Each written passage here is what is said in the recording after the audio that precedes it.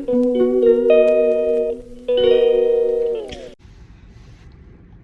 everyone, welcome back to my channel. I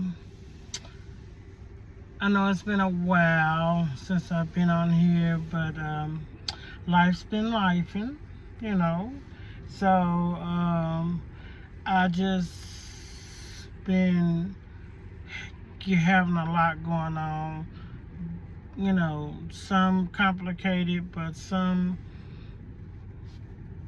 just blessed beyond measures. I can't complain. God has been so good to me.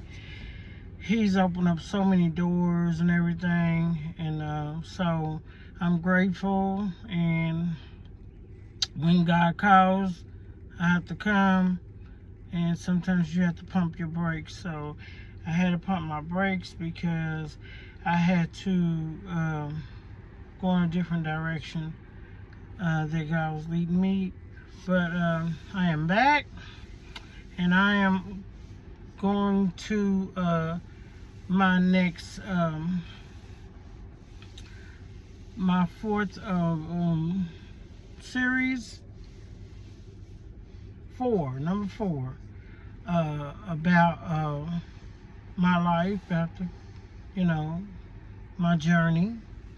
You know, this is my journey, this is my life, this is not fully my life, but this is bits and pieces and portions of my life that I wanted to share with the people, just in case somebody's going through something. You know, I don't know who's going through what. I don't know what's going on with nobody. I don't know how nobody's life is going. I mean, I don't know. So my thing is, you know, I just want to share some things with you, and it's gonna be more to come. So yeah. So let's get right into it.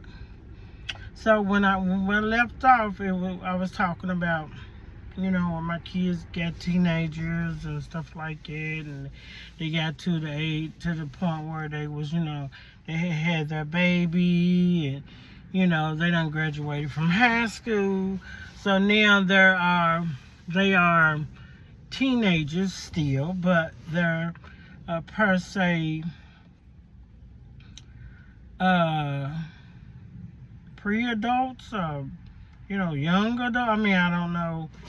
I must, you know what I'm saying, they at this age now, you know, it goes from in mama's hands, or your parents' hands, out of your parents' hands, because anything that happens to you after you're 18, your parents have no control on that. Not for as the legal system, but for as instilling things at this point. At this point, you have to just be like, you just have to be walking and showing them, you know, because at this point, you know, they get to the point where they feel like they, you know, they know what they're doing, and, you know, they at that age, you know. But they start to mature at a certain age. But that 18, I'm grown, I'm 18, you know what I'm saying? And my thing is, you're 18, but you ain't legal. Because technically, you're not legal until you're 21, but okay, you know, if that's what you want, then hey, let it be. But definitely at 18, you have a lot of responsibilities. At 18, your mama can't cover for you on a whole lot of stuff. She may, excuse me, she may be able to help you some, but when it comes to the legal systems, you know, you 18, baby, At some point, you know what I'm saying, it's you. So you gotta start making smart decisions and different stuff like that, you know. But so they had the kids and everything. They graduated from high school, went on to college, and at this point, they was in a point of their life where they was making decisions on what they wanted to do for us going into adulthood. My baby daughter was still young. She was still in high school. No, she was in. Well, she wasn't in high school when they had the babies. I think she was. She was probably.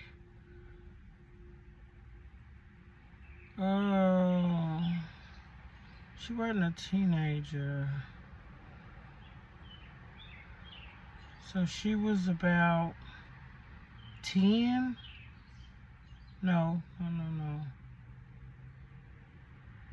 She was probably 12 or 13, maybe.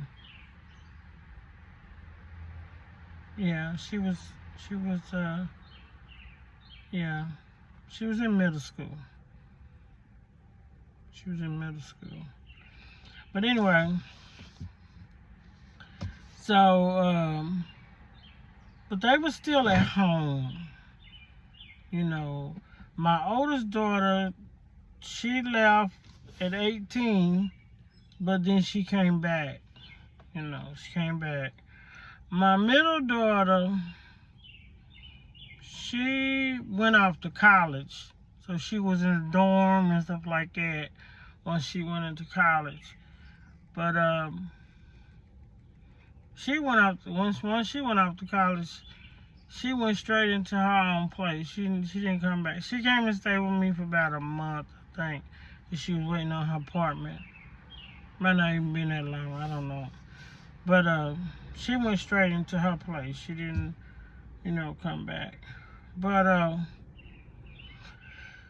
so life was life. Life was life, and it wasn't nothing bad, nothing like that, no tragic, nothing like that, But my mother did started to get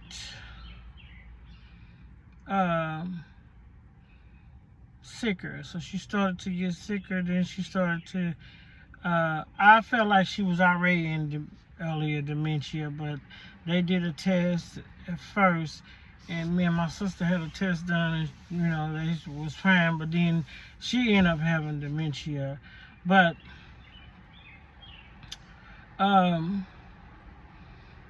so we went through that with my mother. She stayed with me for a little bit and stuff like that. But then she went into a elderly place where like elderly people that's disabled or down disability or whatever, but she had an apartment and stuff. So I used to go take care of my mom. It was very stressful.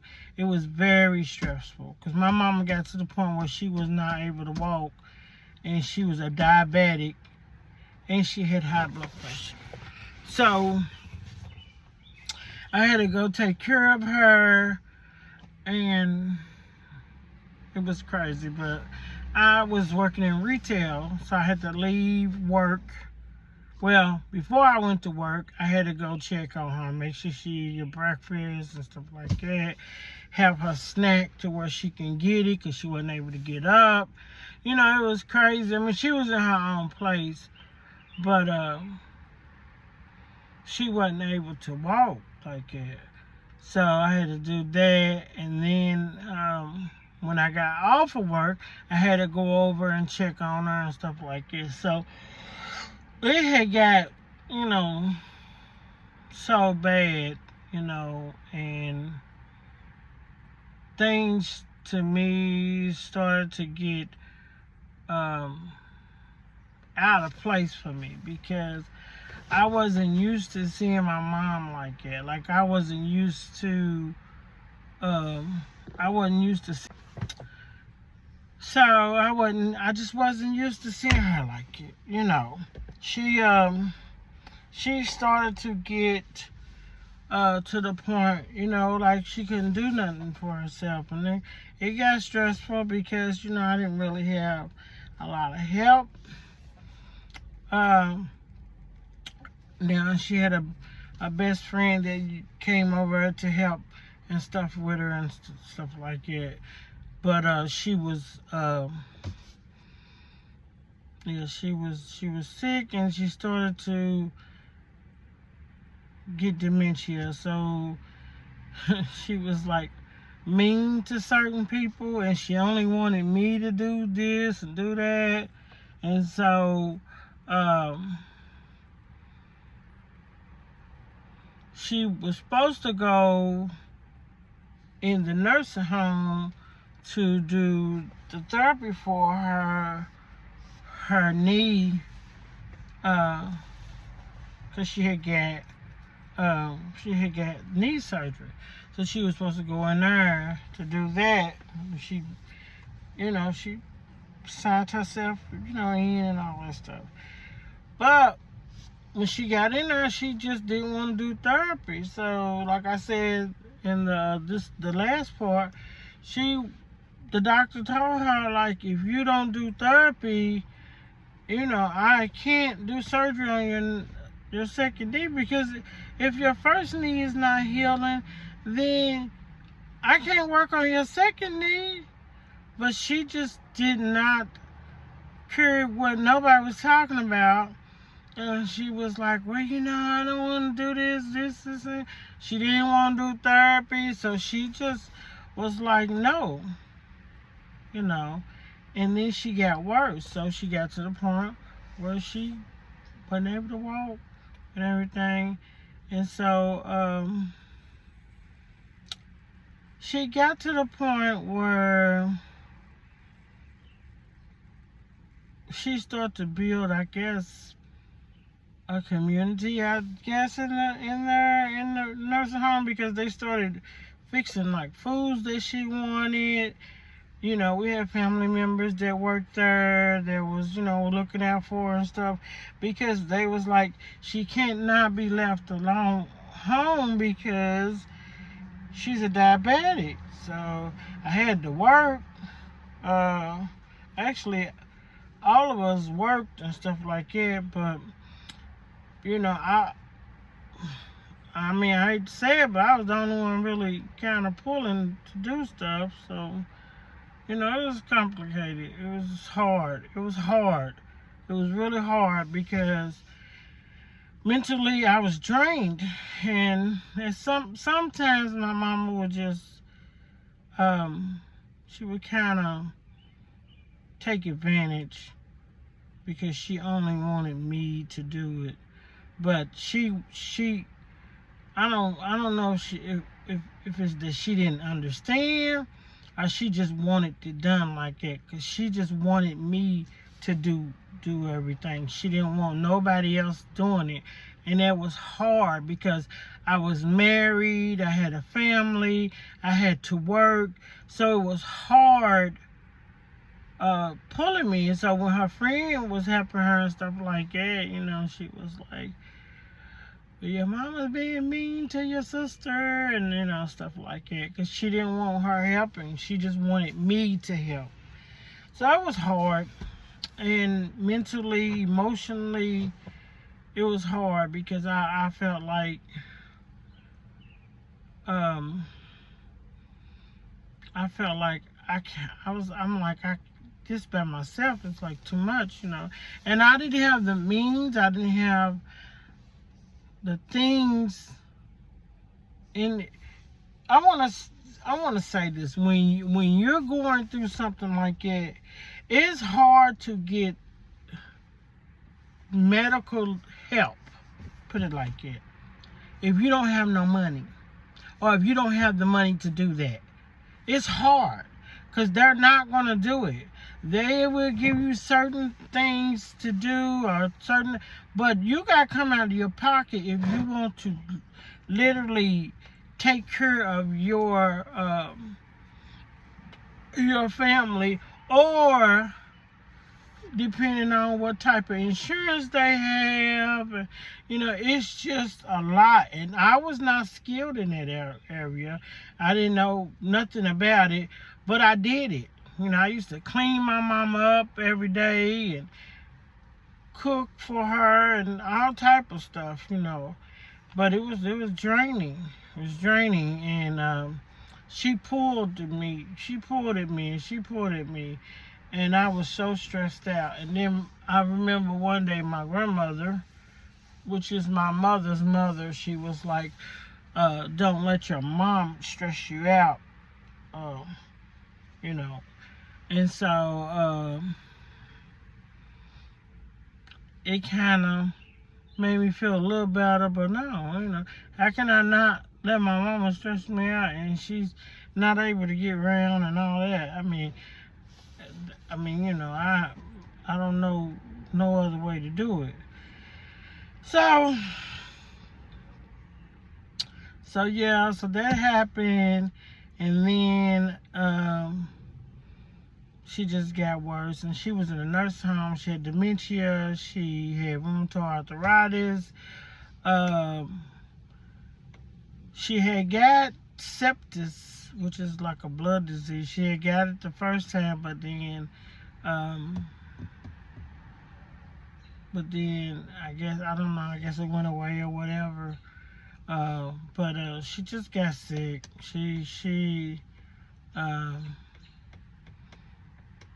I felt like it's a lot of stuff that went on in my mama's life, and I think it was one last thing that happened, and I'm not going to discuss that, but it was just one last thing that happened with her that took her to where she was like, had a nervous breakdown and stuff like that. And I felt like that is what messed her body up. So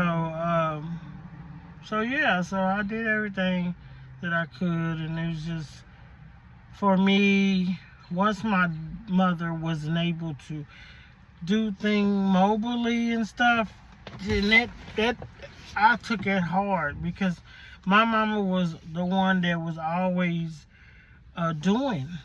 She would come around, she would be over my house, blowing her horn, stuff like that. And she wasn't doing that. She wasn't driving. I had to get her out of driving, because she wasn't seeing too good, and she was driving, and she was not doing good. So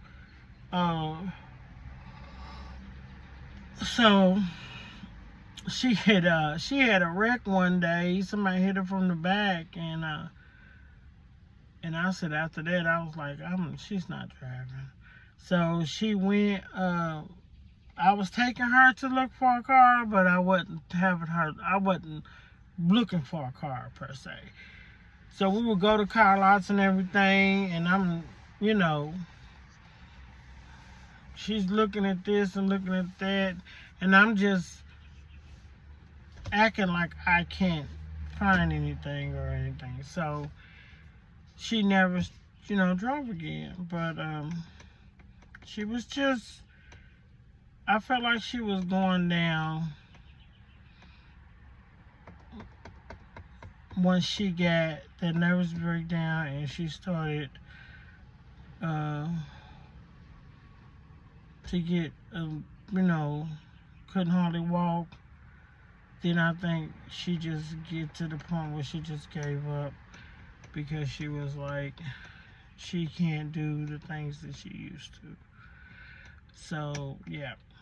So that happened. I think she started to get, I think it happened in probably 2000 and I'm gonna say 13, 14. Yeah, maybe 2014. Stuff like that. So that happened, and it was frustrating.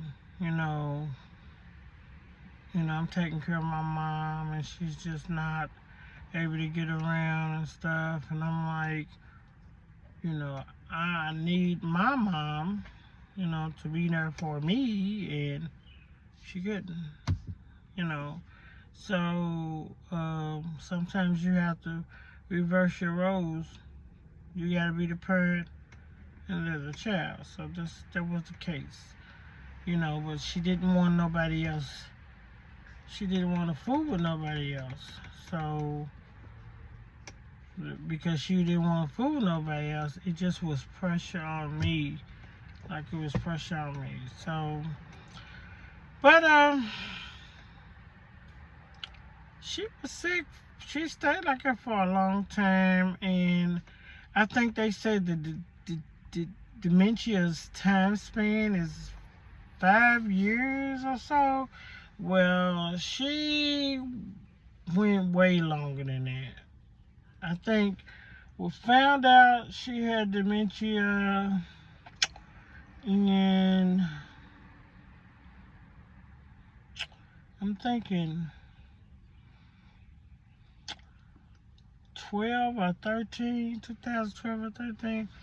And she didn't pass away until 2000 and, no, hold on. It was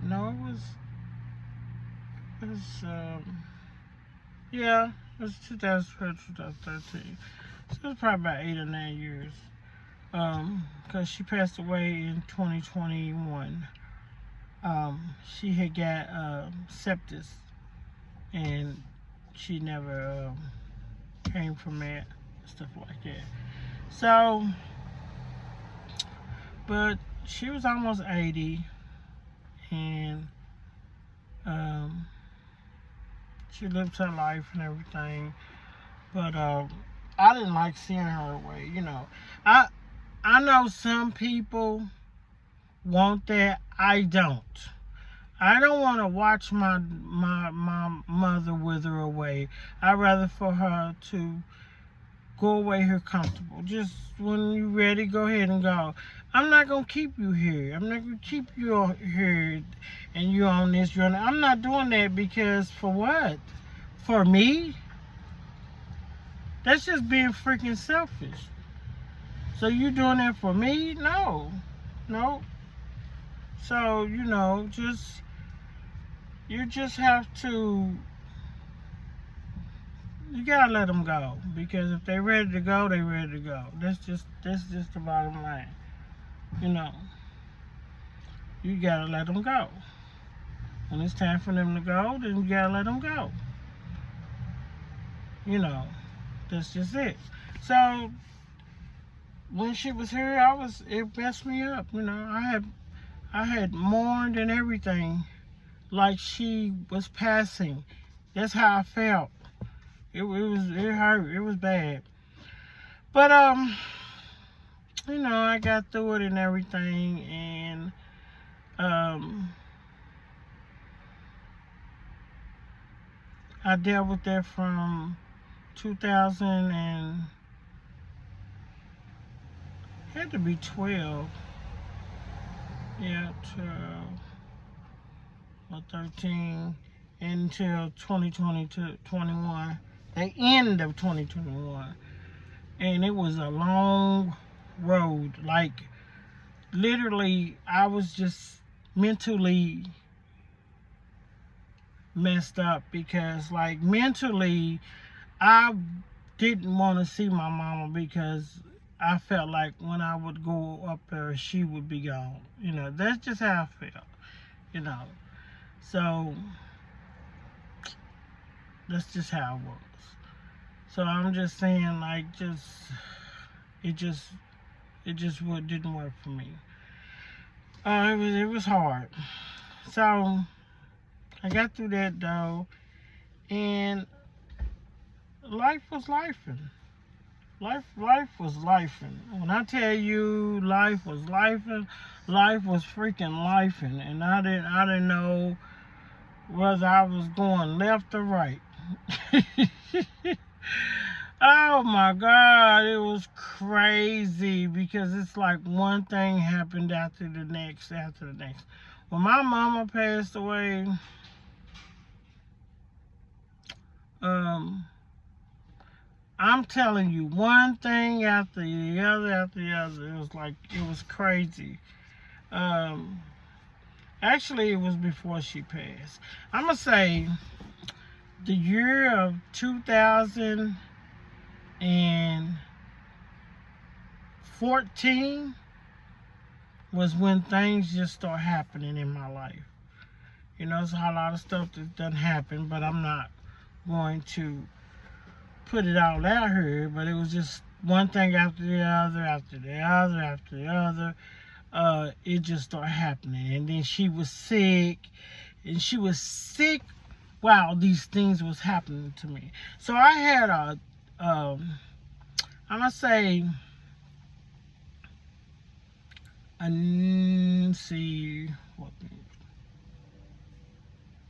I had a 7-year, no, I ain't 7 years.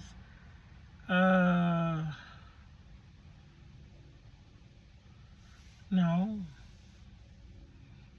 So I say 12, 10, 21, 6. I'm going to say a 15, 16 years of just pure one thing after the other for 15 years. No, I'm going to say 14. When I tell you, if it could happen, it happened. If it could happen, and it's some things that my family don't even know that went on. That's the thing about it. It's a lot of stuff my family don't know that went on. But when I tell you, I didn't know how I was going to survive. I didn't know how, and I'm talking about mentally. I don't know how I did it. I just know God held me up. He held me through it. Because I didn't know what I was going to do. I just didn't know. I didn't know how I was going to make it. I just kept going. Like, I just kept moving. Mentally, I was around, but then I wasn't. I just wasn't. So I don't know. That's why I say I don't know. I don't even know how. I didn't even know how to focus on paying my bills mentally. I went through so much out here in my life, that things that I would never imagine that would happen in my life, and it happened. You know,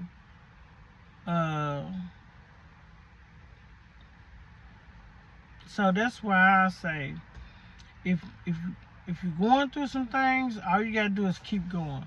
And I didn't even see it. I was blind. It was like I was walking, like God was just carrying me through. Because there's no way that I could walk through this by myself.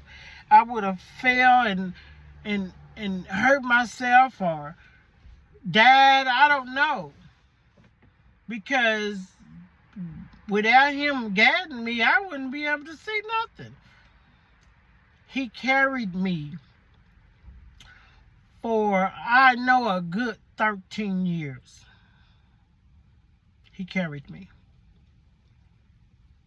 I had a lot going on. A lot. And people, they look at me and I guess they feel like, you can do this and you can do that, but that's not the case. I trust God and I put it in his hands and he took care of it. I didn't know which way to go. I didn't know if I was going left or right. I didn't know if I was going north or south, east or west. I didn't know. I mean, honestly, I literally did not know. I just got up, went to work, did what I had to do, and that was it.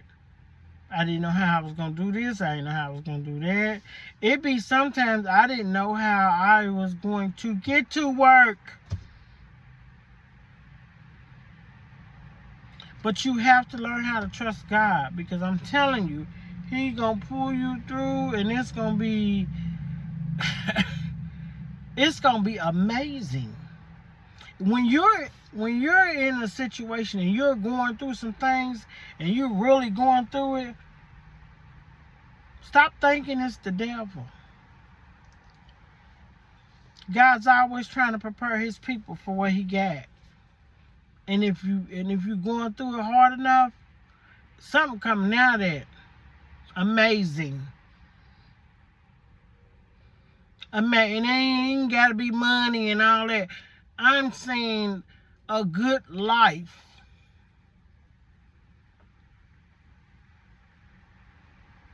A good life. I mean, I'm just saying, like, I've been through so much, and I just want to encourage people, somebody, anybody, that if you're going through anything in life, I promise you, as sure as I'm sitting here today, I promise you, God gonna pull you through. And you know what? It really do seem like that he has left you. It really do seem like it. It seemed like you've forgotten about me. But he hasn't. He's just preparing you and he's working it out. He's working it out. And he's not no do it any kind of way God. He's an on-time God, but he gonna make sure things are right. And when I tell you he was on time, he was on time. Do you hear me? So just trust him. Trust and believe in God. Pray. Just constantly pray. Have faith and believe. He's going to do it. I promise you that. He's going to do it. So just stay prayed up, fast, and just keep moving. Stopping ain't gonna help. Because there was times I wanted to just stop, man. And I wanted to give up. I wanted to be like, I don't want to do this no more. It's too much, this, it's just too much. But I didn't. I stayed true to God and I stayed true to myself. And I just kept going. And I wanted to literally give up. I wanted to literally just leave and not, But no, I'm like, you know what? God's got this. And I got to allow him to have it. I can't be trying to do stuff on my own. So I have to allow him to have it. And God's got this. And guess what? He definitely had it. And when he came through, baby, he came through.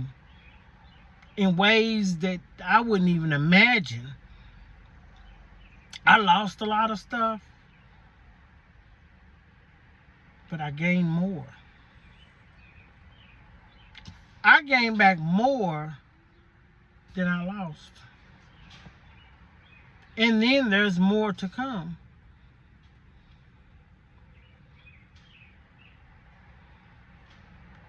So we have to trust God. I mean, you just got to trust Him and believe and have faith. Whenever you pray and ask God for something, it's not going to be an easy task, because you work hard for what you want. If you go to work and you work overtime and you working overtime, you making money, and then next thing you know, you look at your check, and your check is nice, and you look on there, you know, you did all them hours and worked everything, you tired, but then when you look at your check, you like, dang, oh, that's nice. You put the work in. You went to work every day. You worked overtime. You know, and that's just how it is. You know, that's it. You know, so I just encourage people to hold on, believe, and trust in God. You know, this is my fourth part right here, and I will be coming back with another part. I know I said 4, but it's gonna be probably more. Well, you know what? I'm gonna have one more. You know, but in that one more that I have, I'm gonna have to minister to you, and we're gonna talk about some things. You know, because this is what God puts on my heart to do. But I want you to be encouraged, and I want you to have faith and hope and believe. And believe. So, hope that you enjoyed this video. Make sure you like, comment, and subscribe if you're not already subscribed at this channel.